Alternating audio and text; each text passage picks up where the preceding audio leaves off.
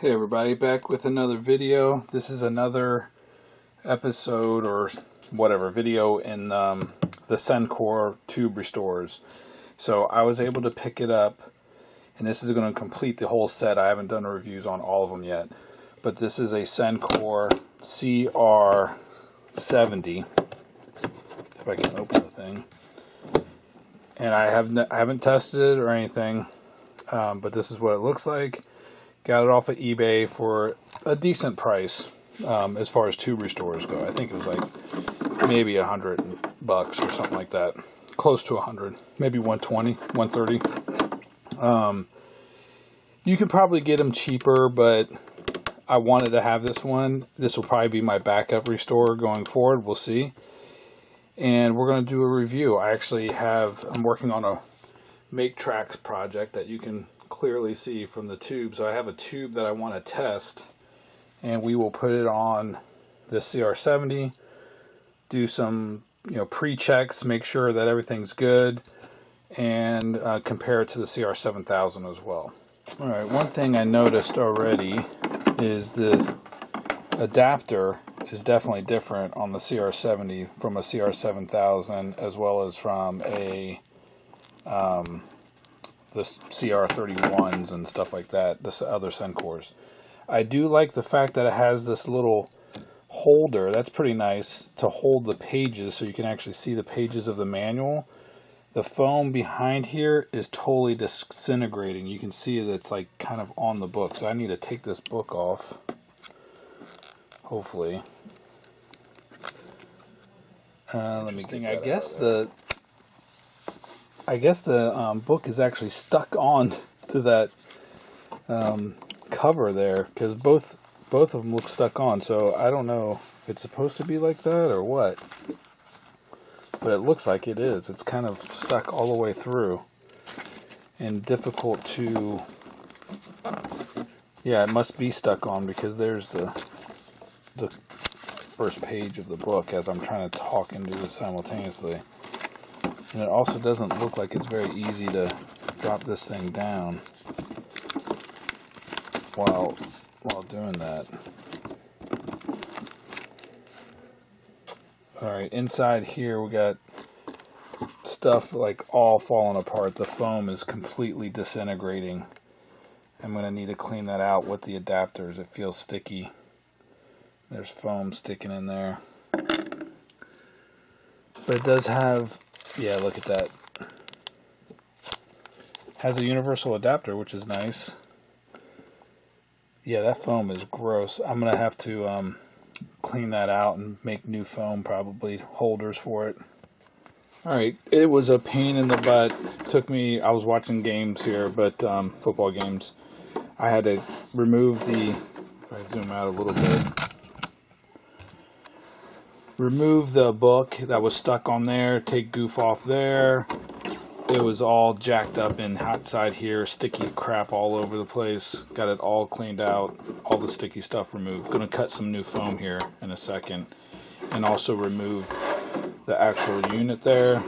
Had to clean every single one of the adapters and make sure, and then blow dry them. So I washed them and then blew them out with air and fan. So all the adapters are there. I'm going to probably cut, I don't know what I'm going to do next. I might cut some foam now, or I might test the unit. I'm not sure. But I do have the unit. One of the nice things is it did come with a schematic that also had some, black goop on it or whatever. It must have been out in the sun or something. But the schematic does look pretty decent. Has some tech tips. That's one of the reasons I like the Sencores, is there is a lot of documentation out there for them as well. There's some tech tips there, tech tip there, the manual, and the setup book, which is right here. So we got all of that, and another tech tip as well. Which one's this one? 7 ways the CR70 can help you cash in on big profits. Cool. Whoops, there's the there's the unit here. I just wanted to show the underside of it real quick. There are some, oh gosh, moving the camera around. Didn't think this through. There are some adjustments on this thing. You can see some pots up here. I don't know what they adjust, but I am not going to screw it completely in because I might have to make some adjustments. I don't know. We'll see if I can find the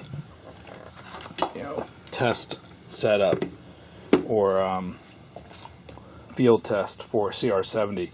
I've done the field test for the CR7000, but never for this one here. So interesting. Filament voltage 6 volts. Okay, good, we can adjust it. All right, making some progress here.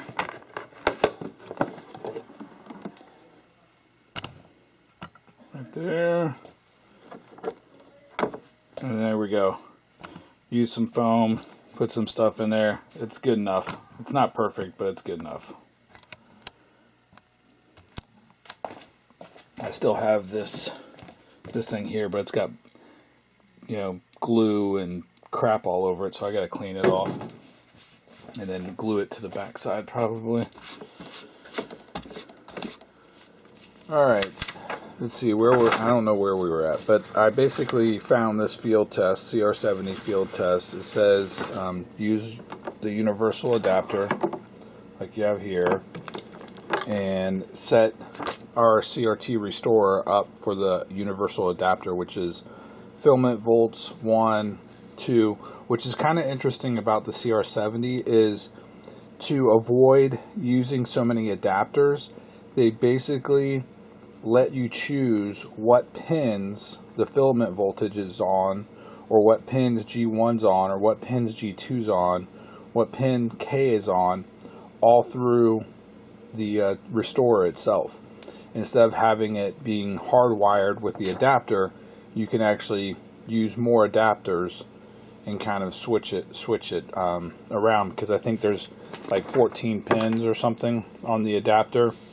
Oh yeah, 14 pins, and so you can say, hey, my K is on this pin, my G1 is on this pin, and my G2 is on this pin, and you just need different neck sockets to fit, which is kind of interesting. I guess more sockets can fit more tubes. The downside of it is you actually have to test each gun individually, which kind of sucks. And you have to obviously set this up. Now, in most tube restorers, it's always going to be the same. Like filament volt is probably going to be on, like, I don't know, 7 and 8 or something like that, or 8 and 9. I can't remember as an idea. But anyway, all right, universal adapter. Filament volt's on 1. Filament 2 is on 2. K is on 3. G1's on 4. G2's on 5. And then we basically hook up our adapter so that the red lead right here is on G1, and red, possibly the G1, ground lead to K. Got our voltage on, and we are going to turn our restorer on, do our function test to remove G1 short, and then we're going to press our restore redo function, and we should get like 400 and something volts over here, and we get nothing. So we know that something's jacked up, and it says here common fixes are CR 101, 102, 103, 104, or CAPS 101, 102, 103, 104, 105. And I do have the schematic, obviously, but there is no 101, so I assume that it's talking about board 100, which is the main board, and then CR1 is over right here. So we're going to have to go check out, remove this thing from the case and start troubleshooting. Alright, let's see if I can get some light on this thing.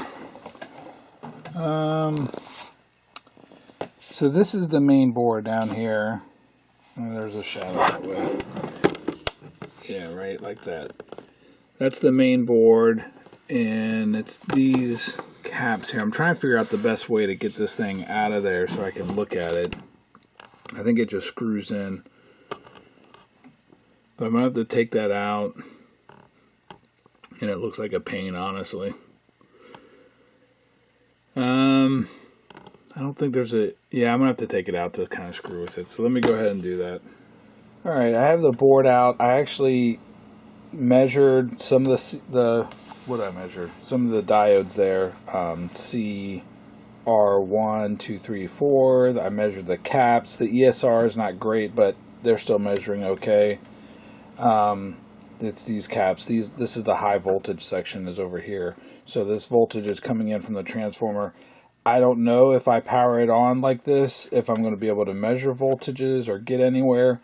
I was able to determine, I think, what is that, I think 11 or something. Let me see here,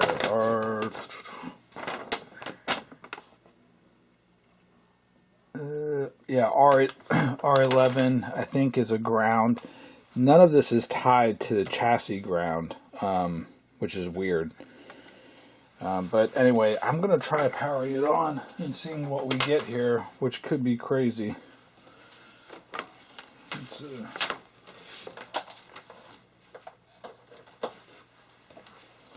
Watch for sparks.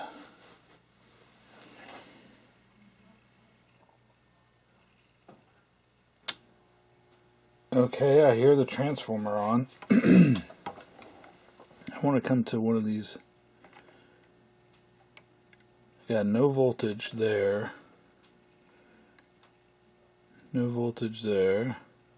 Do I have to turn it on to the certain functions? Video. Let me turn it on to remove G1 short, maybe.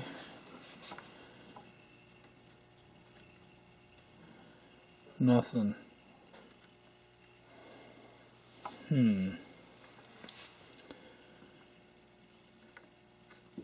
I would think this see some voltage over here.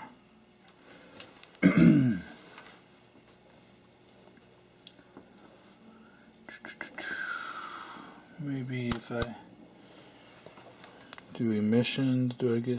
Why wouldn't I see voltage over here?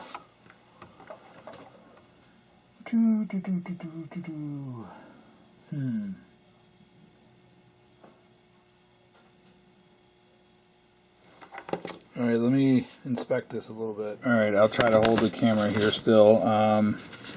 Basically, power comes in. Here's your power switch. And you have the red lines for the transformer, the yellow lines, and the blue lines. So there's 1, 2, 3 windings.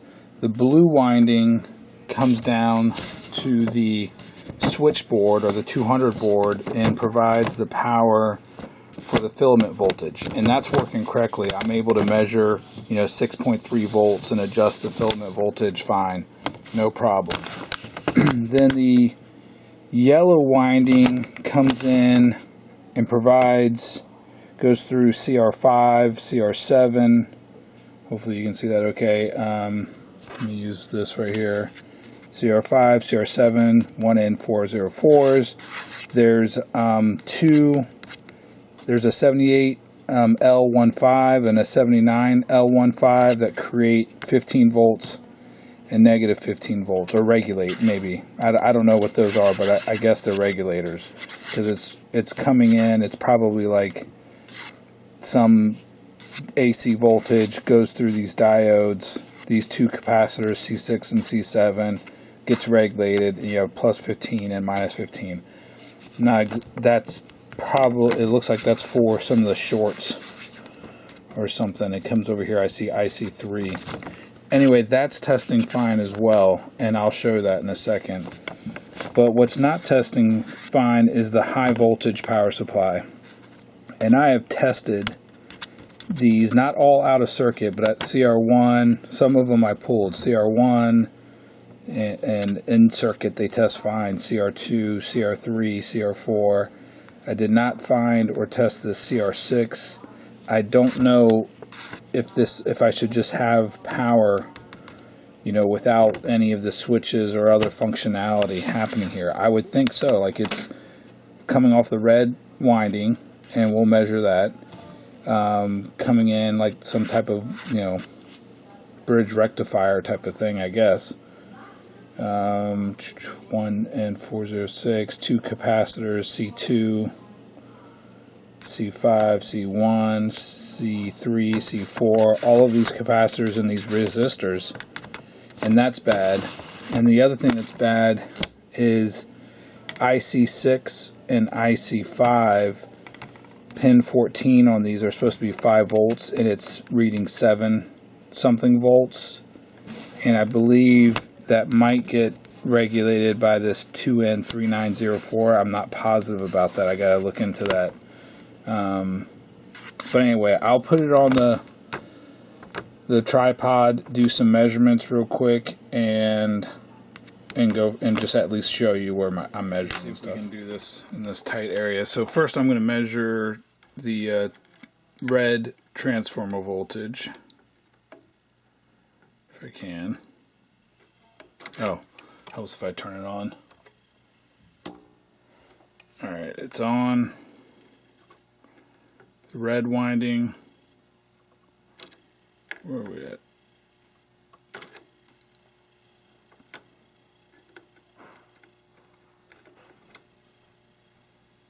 Okay, that's interesting. Let me unplug that thing real quick.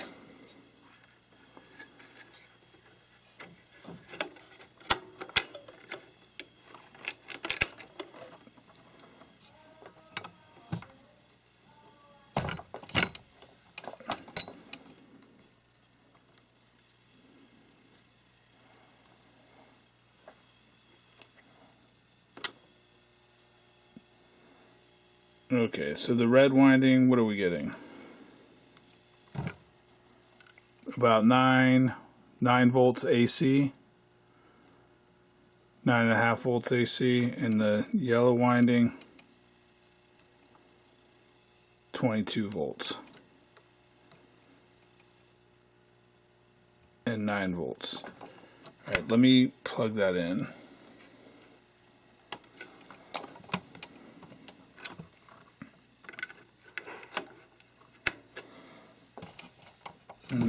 And stick this in there.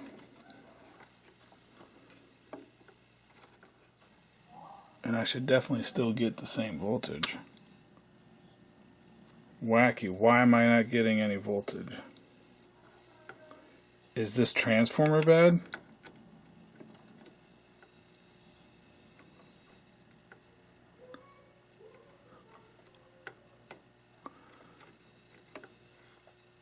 I've never had a transformer bad in my life. Why?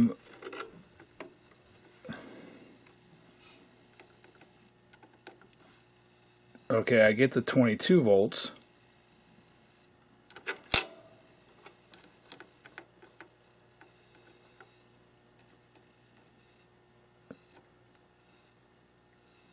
Why? Is that because there's a short? Alright, that's pretty interesting. Anyway, let me also just measure and show you. If you come to the side of R11,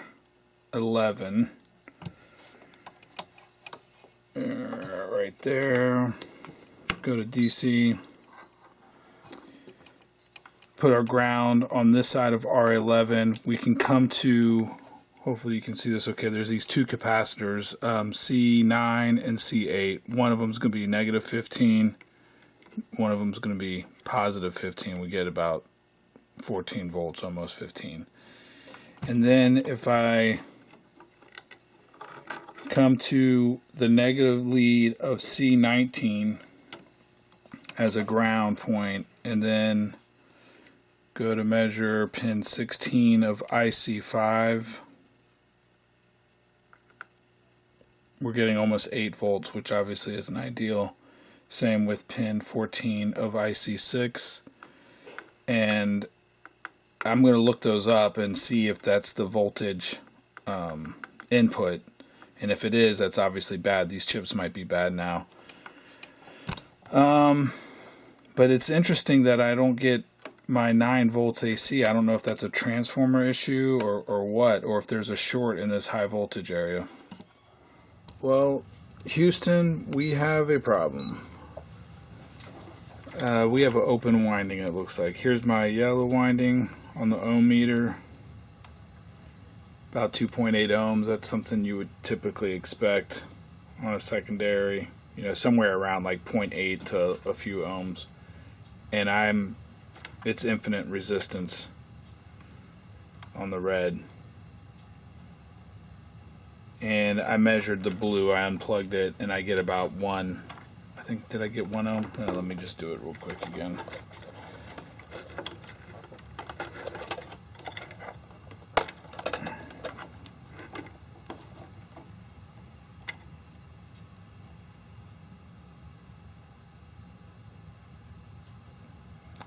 About 0.8 ohms, and just nothing on the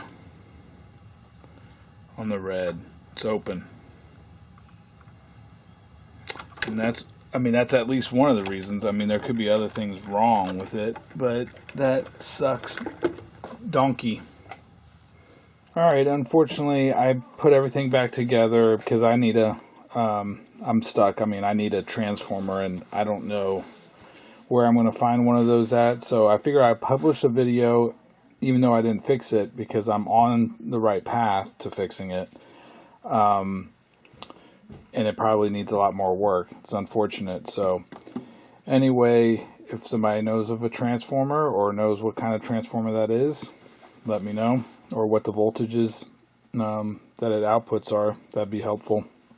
I could try to find a replacement. Otherwise, I need to get back to my Make Tracks monitor over there, so I'll do a different video on a tube restore probably to restore that one. Alright, that's it. See you guys.